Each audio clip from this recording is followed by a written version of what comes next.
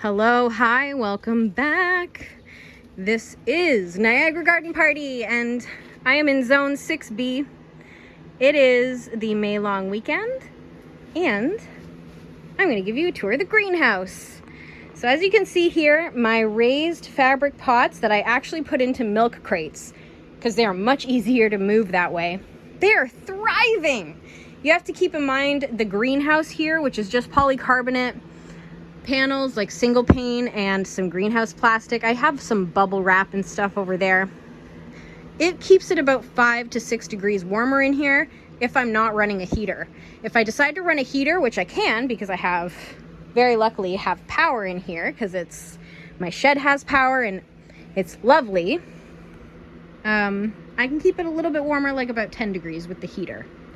So here you can see I have lettuce, we have spinach, we have broccoli, which if you compare this to the broccoli from the outdoor garden, which we just did a tour of, let me quickly go out here and show you.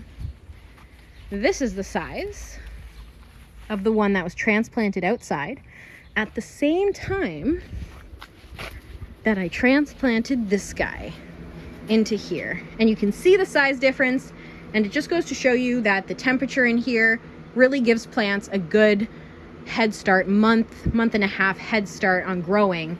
And the temperature, it's just a little more stabilized in here. So I have some broccolis. We have a dwarf pepper with an onion with a nasturtium. We have an eggplant. Same thing here, dwarf peppers, nasturtiums. I'm actually hoping the nasturtiums fall over the side, and they're also a good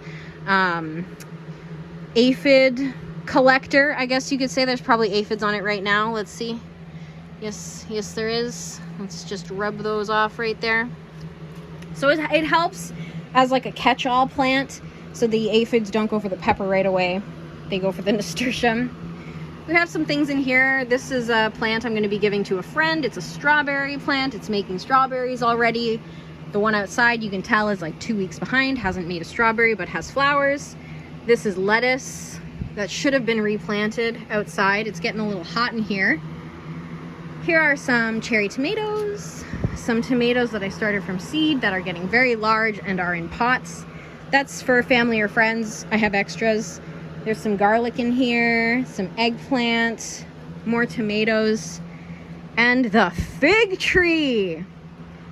So in my last video, I spoke about this fig tree out here. Looks a lot different than the one I just showed you, doesn't it?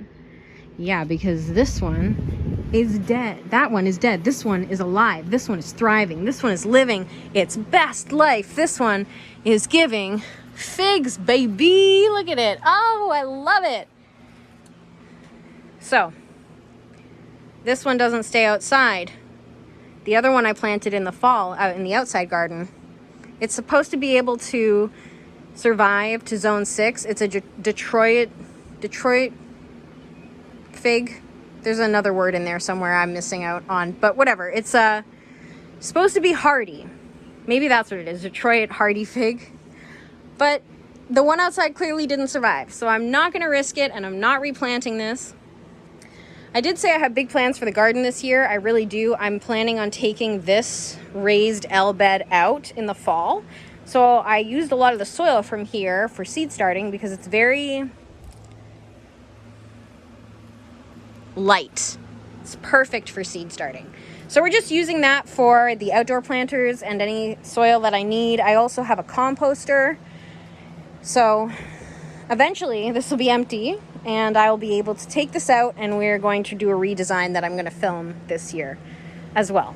Hopefully this year I can update you on a weekly basis. That is the goal of doing this first update video. The reason why I do so much interplanting, like there's like 1, 2, 3, 4 different types of plants in this garden bed, is to see if it works or not. Because you can never stop experimenting with gardening.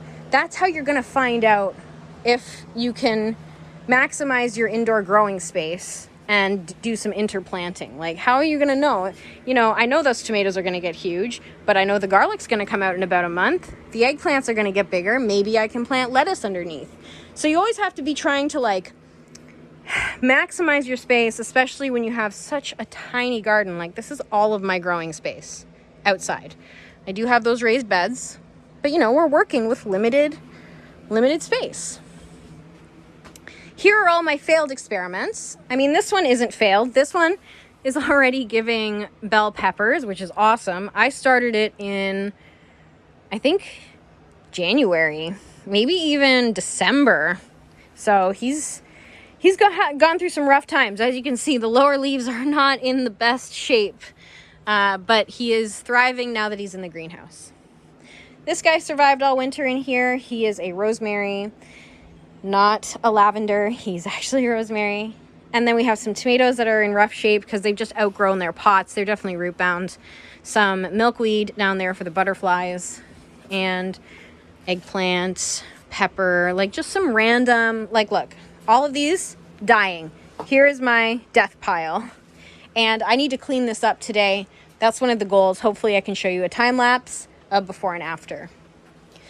These guys are just tomatoes in water. Wanted to see how that would go. They're still all alive, but they are having a bit of shock and struggle from the intense sun of the greenhouse. I don't blame them. Up here, we have some more beefsteak tomatoes that I started from seed in the greenhouse. I wanted to see if that was possible, and it is. They're not as big as the ones I started in the house, clearly, but they came up and they're doing fine. There's some opal basil here as well. Look at that. Purple basil. How cool. Love it. And then the tire planters are also coming out this year. I want to put one big long wooden planter along the back wall. There's more stuff here like the eggplants, some dwarf tomatoes. This I've never grown before. It's a tomatillo. I don't know if that's how you say it, but they're going to be like little tomatoes in little baskets, which I'm excited for. I had a bunch of seeds, but only one sprouted. Don't know what I did wrong there, or if the viability was just really low. In here, same thing, more interplanting. We have a nasturtium. We have a broccoli, which I think it's getting too hot for in here already. Tomato, Tumbling Tom tomato container planter there. And this one in the back, which is being blocked by the goji berry, which is hard to move because it's spiky, is supposed to be a raspberry, but it's only ever given me one raspberry, and I have reason to believe it is not that.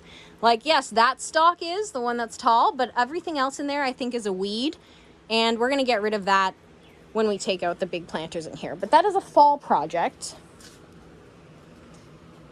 A right now project is cleaning, so I need to just get rid of this and tidy it up. This is a goji berry that I started from seed like 3 years ago. It's probably going to give me a lot of goji berries this year, so I'm very excited about that. And I had one that I planted outside and it survived, so I will definitely be planting this one outside this year as well. And that is mostly your greenhouse tour. Here are some cucumbers I started from seed in the greenhouse. Some dying house plants. Oh, that aloe is looking real bad. But we never stop experimenting over here. I have a rain barrel in here. It's very handy. And we are doing a big cleanup of back there this year as well. So maybe I'll film that too. But that's about it for the greenhouse tour. I will update you in a week to show you what it looks like when things have grown in. But until then, take care. And, oh yeah, the time lapse of me. Okay, we'll get to that next. Bye.